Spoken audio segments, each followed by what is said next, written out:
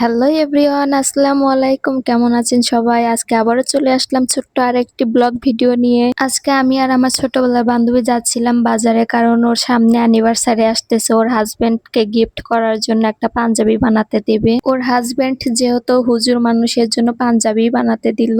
মাশাআল্লাহ, ওর একটা মেয়ে বাবু হয়েছে, দেখতে দেখতে অনেকটা বড় হয়ে গেল। আমি ওকে মাঝে মধ্যে বলি যে তোর মেয়েটাকে আমার রেডিওর বউ বানাবো। তো এই ব্যাপারটা আমরা নিয়ে খুব হাসাহাসি করি। তো যাই হোক, হাজবেন্ডকে না জানিয়ে গিফট করা মজাটাই অন্যরকম, তাই না? বান্ধবীর সাথে মার্কেটে যাওয়ার কি যে প্যারা, সেটা আমি আজকে বুঝতে পারলাম, যেটা আপনারাও দেখতে পারবেন ভিডিও শেষে। দেখে অবশ্যই আমাকে কমেন্ট করে জানাবেন যে কার কার সাথে এরকমটাই হয়। এরপর আমরা চলে আসলাম টেইলার্সের দোকানে। এসে দেখি দোকানদার নেই। আমরা অনেকক্ষণ বসেছিলাম এই দোকানে, সেজন্য একটু ভিডিও করে নিলাম। ভিডিও করার জন্য আমি একটা ভাইয়াকে বলছিলাম যে ভাইয়া আমি কি একটু ভিডিও করতে পারি? তো ভাইয়াটা আমাকে বলছিল যে ভিডিও করেন, কিন্তু আমাদেরকে ভিডিও করেন না। এর মধ্যে দোকানদারটা চলে আসলো। আমরা জিজ্ঞেস করলাম যে একটা পাঞ্জাবি বানাতে কতটুকু কাপড় কিনতে হবে। দোকানদারটা আমাদেরকে বলে দিল যে এতটুকু কাপড় কিনতে হবে। সেই অনুযায়ী আমরা পাঞ্জাবির দোকানে চলে গেলাম। এখানে আবার এসে দেখি যে দোকানদার ভাইয়াটা কার সাথে যেন ফোনে কথা বলছিল। তো আমরা অনেকক্ষণ ওয়েট করার পরে উনি আমাদেরকে বলছিল যে কিছু কি লাগবে, আরে কিছু না লাগলে কি, ওর দোকানে এসে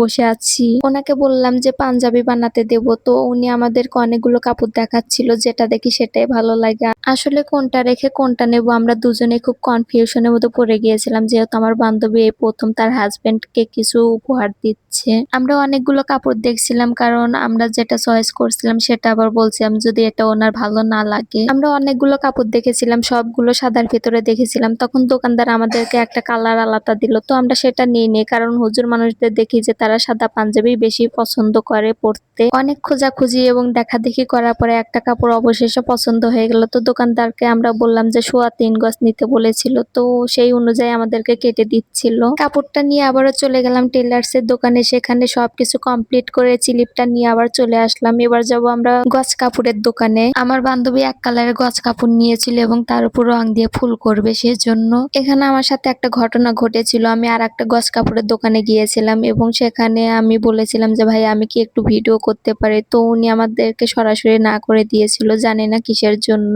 এখানে আমি অকট পরিস্থিতির মধ্যে পড়ে গিয়েছিলাম। চাইলে কিন্তু আমি তাদেরকে লুকিয়ে ভিডিও করতে পারতাম, কিন্তু আমি তা করিনি, কারণ না জানিয়ে ভিডিও করাটা আমার যেন কেমন লাগছিল। এরপর আমরা বাড়ি যাওয়ার উদ্দেশ্যে বেরিয়ে পড়লাম। এরই মধ্যে আমার বান্ধবী বলল যে আমি একটু শাক কিনবো, সেটাও কিনে আমার হাতে তুলে দিল। আজকে আমি আমার বান্ধবীর অ্যাসিস্ট্যান্ট হয়ে গেলাম। বাড়ি থেকে বেরোনোর সময় আম্মু আমাকে বলে দিয়েছিল যে পেঁয়াজি পেলে পেঁয়াজি কিনে আনবা, সেজন্য আম্মুর জন্য একটু পেঁয়াজি কিনে নিলাম। এরপর চলে গেলাম ফলের দোকানে আমার ছোট্ট বৌমার জন্য আঙ্গুর কিনতে। সেখানে গিয়ে দেখি দোকানদার নেই, ভাত খেতে বসেছে। অন্য একজন এসে আমাদেরকে দিয়ে গেল। আজকে রেডিওকে আমার সাথে আনিনি, ওর আব্বুর কাছে রেখে এসেছিলাম। ওকে আইসক্রিম কিনে দেওয়ার জন্য দোকানে এসেছিলাম। এসে দেখে দোকানদার নেই। তো আজকে আমাদের সাথে যে কি ঘটতেছে, শুধু দোকানদারদেরকে হারিয়ে ফেলছি। আমি ভিডিওর মাঝখানে বলেছিলাম যে বান্ধবীর সাথে আসার যে কি প্যারা, এটাই হলো আমার প্যারা। তো গাইস, সবাই ভালো থাকবেন, সুস্থ থাকবেন, নিজের খেয়াল রাখবেন। আল্লাহ হাফেজ।